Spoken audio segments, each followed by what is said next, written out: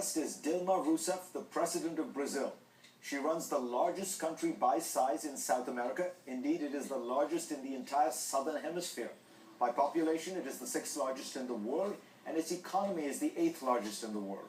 It's an extremely important nation, but oh, how it has fallen from the days when it was the first letter in the BRICS, the emerging countries that bankers place great expectations on.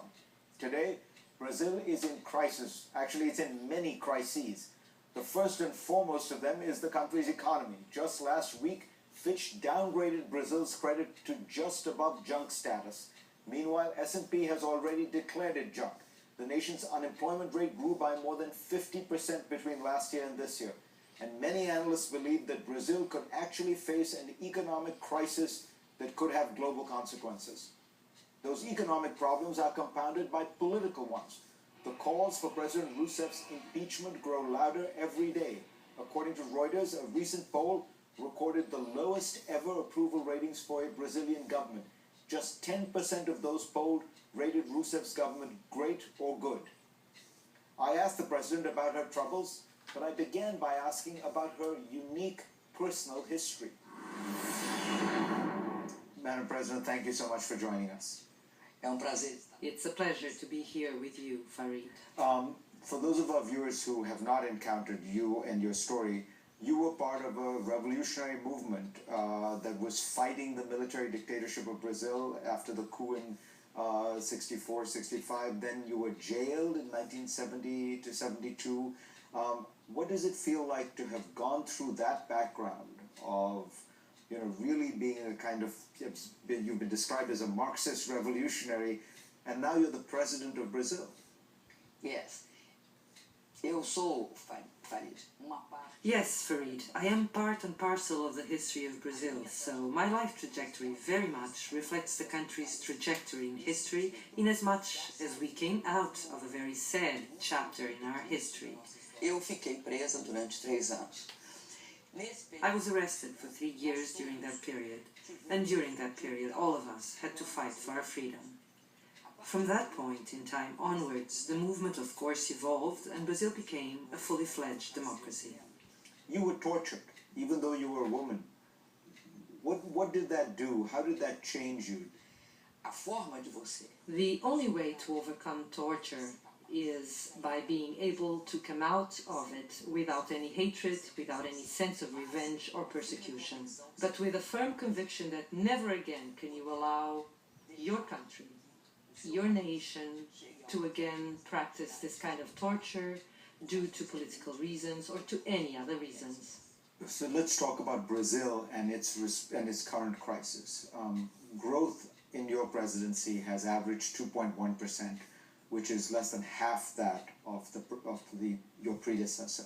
And a lot of your critics say that what happened was Brazil had this golden opportunity. China was growing, China was importing a lot of things that Brazil exported, so you had a lot of growth, and you had a chance to make the reforms that would have put Brazil in a very strong position. But that instead, that period was wasted. Veja bem, nós não perdemos essa... No, notice, we did not miss that golden opportunity to change the Brazilian economy. O maior valor que nós... I think perhaps the main value we have achieved in this period was that never before in the history of Brazil the country evolved to become a middle-class economy with an extremely strong consumer market. Nós tiramos da pobreza. We brought out of extreme poverty 36 million people within a very short time span, between 10 to 12 years only, and we uplifted into the middle class 40 million people. Brazil used to be a predominantly mainly poor country, and it has become a predominantly middle-class country.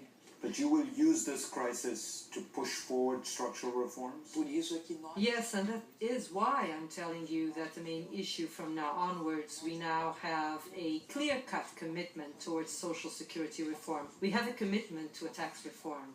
We have set up a social security forum in Brazil to discuss precisely social security and the proposed reform.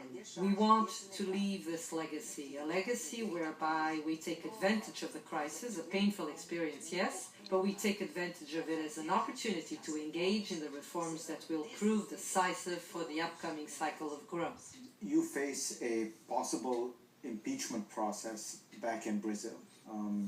You've described this, you've compared it in some ways to the coup of 1964-65 when the military took over. But isn't this a case, the opposition party says that they are investigating deep corruption that has taken place under your administration at Petrobras and other aspects of the government. Is this not a fair issue to be investigated? It seems pretty serious. Veja bem, Farid, o grande problema daqui. Now, please notice one thing, Farid. The main problem with those who want my impeachment is their lack of motivation. The fact is that those who open the investigation, not only allowing it to proceed, but also moving and preparing the institutions and giving them the conditions to go ahead, was indeed my administration. Então, o que está acontecendo no Brasil?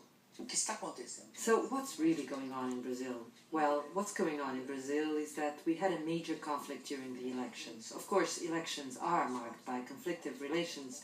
That's normal, and traditionally, of course, you have the disputes or the competition during the elections.